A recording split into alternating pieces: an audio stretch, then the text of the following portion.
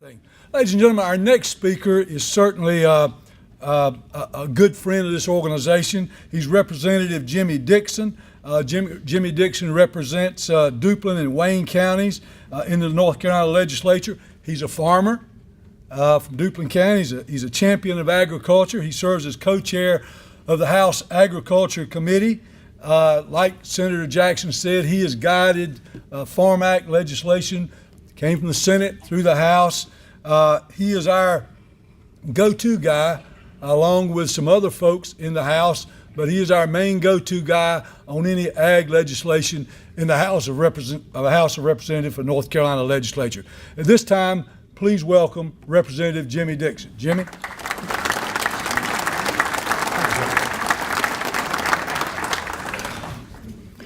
Thank you, Larry. And the first thing I want to do is to thank all of you who are here that have followed in Father Adam's footsteps.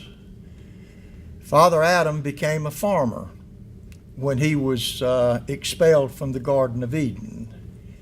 And people want to talk about sustainability and all different kinds of things. It was a right good while ago when Father Adam and Mother Eve were cast out of the garden. So I would say that farming has a pretty good record of sustainability that we don't need to mess with a whole lot. Larry, other Farm Bureau folks, thank you so much. I would reiterate what Senator Jackson said relative to the value of those people that you have in the General Assembly. Those of you who support Farm Bureau and are a part of it, you can be well pleased with the way that you're represented in the General Assembly on an everyday basis. They are professional, they're courteous, they're diligent, and they get the job done. And Linda, by the way, is not a bad addition to the team. So I thank you for that. You know, in this day and time, we would be wise to seek that which is stable, that never changes. In a confused, changing world, where do we find stability? For me, there are a few places in the King James Version of the Bible that I find the stability necessary for us to get up in the morning and go about our day's work. One of them happens to be in the book of James, 1st chapter, verse 5. If any of you lack wisdom, let him ask of God, who giveth liberally and upbraideth not, and it'll be given. My goodness, what could we ask for any more than to have access to the wisdom of our Heavenly Father? Each day and each night, my wife and I kneel by our bed and we petition the Lord that our paths will be directed, as it says in Proverbs 3, verse 5 and 6. What better protection could we have than to have our paths directed? I'm going to tell you, ladies and gentlemen, there are a lot of evil forces out there today. And if we're going to continue to do what we've done for many, many years, it's going to take some divine investiture on a regular basis. I've been a member of Farm Bureau for 52 years. Now, I know as young as I look, that's going to surprise a lot of you. 52 years. It's been a magnificent organization, and I'm grateful for what I've been able to observe. I actually worked for Farm Bureau for a few years.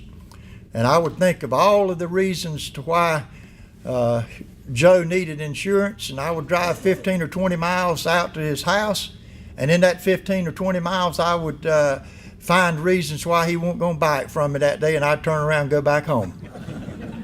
That's not a good promotion, is it, Larry? But I enjoyed that opportunity. Each time that I get up in a situation like this, some of my old memories come back, Mitch, to deal with me.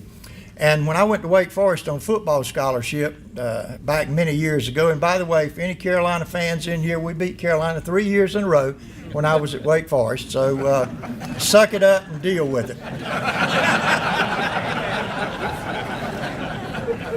I was there during the Brian Piccolo era. And but anyway, coming from a small school in rural North Carolina, I knew I had to have some quality points in order to stay in school.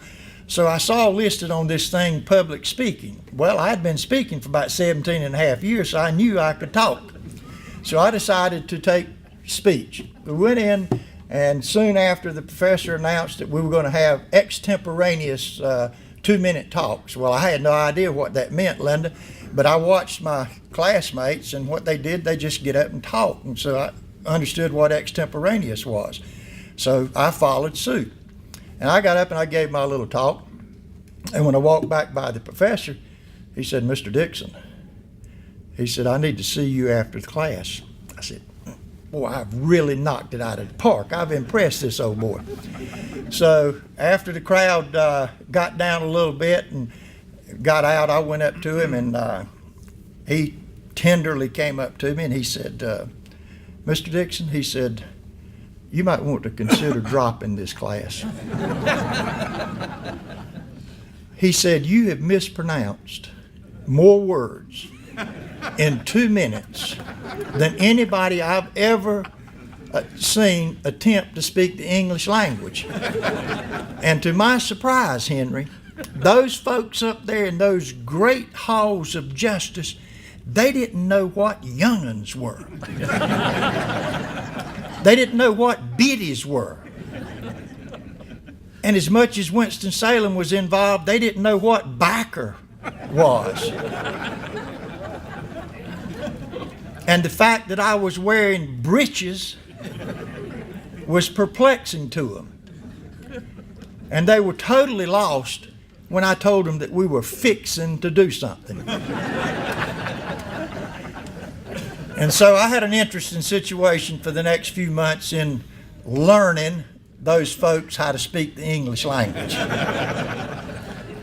The old house I was born in, Granny would go out there every winter, and she'd put one strand of barbed wire around that thing that'd make it a little bit warmer.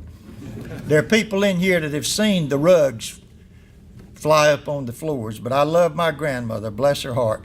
Ladies and gentlemen, I planted corn with mules. And now we're in the computer age. My goodness, what a long ways we've come from mules to computers. Now I'm going to tell you what, and I'm going to get real serious now, and I hope I don't get too emotional. Ladies and gentlemen, do we realize that we're the beneficiaries of one of the greatest efforts ever undertaken in the history of this earth? And that was to tame this land of America, which in my opinion is the promised land. There have been struggles.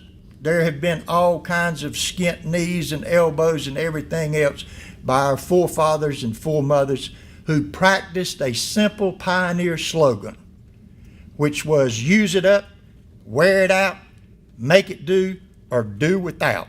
And Brent and David and I are actually trying to teach the General Assembly a little bit of something about that. Use it up, wear it out, make it do, or do without. That's a good policy to follow. 2 years ago, in a great big agriculture rally, Steve, that we had down in Kenansville, we spoke about some different things when NC Family Farmers was first organized. During the course of my little speech, I said, "Ladies and gentlemen, there is a portent of stormy weather headed our way. It's here." And there's never been a portent of greater stormy weather than we face right here. My good friend Joey Carter has never had a complaint. A complaint. Never had a violation. The folks that are suing him bought the land from his daddy when the hog houses were there. And he's now been declared a nuisance. It's not right, and we've got to fight. In conclusion, let it be long remembered that we're a free nation for many reasons, but perhaps if you add all of them together, it doesn't equal the fact that we've been able to feed and clothe ourselves. God be thanked that there are farmers who are willing to put up with the circumstances of production, which are not always pleasant. that others can enjoy the benefits of consumption. Unaware, we must teach our urban friends, who are wonderful, wonderful people, for which we are thankful for their contributions, one simple fact: food does not come from the grocery store. Thank you.